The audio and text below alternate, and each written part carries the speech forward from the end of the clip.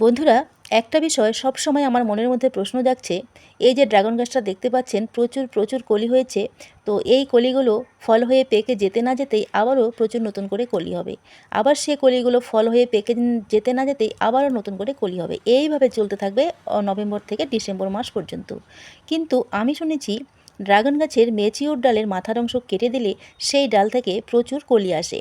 তো ডালের মাথা কাটতে গিয়ে যদি গাছের ক্ষতি হয়ে যায়, এই ভেবে কাজটা আমি করতে সাহস পাচ্ছিলাম না।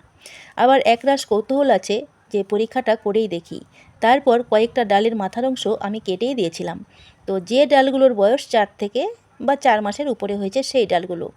আর কিছু কিছু ডাল ছেঁটে দিইনি। তো অবশেষে দেখা গেল ছেঁটে না দেওয়া ডালের একেবারে শেষ প্রান্ত থেকেও কলি হলো। এই ডালের শেষ প্রান্ত যদি আমি কেটে দিতাম তাহলে এই কলিটা নিশ্চয়ই আমি মিস করতাম। তো আবার ছেঁটে দেওয়া ডালেরও কোথাও কোথাও 3টে কলি হয়েছে, আবার কোনোটারও কোনো কলি হয়নি। আমার মনে হয় ফলের জন্য এইভাবে ডালগুলোকে ক্ষত না করে বরঞ্চ এই সময় যদি নতুন ব্রাঞ্চ আসে সেগুলোকে কেটে দেওয়া অনেক ভালো।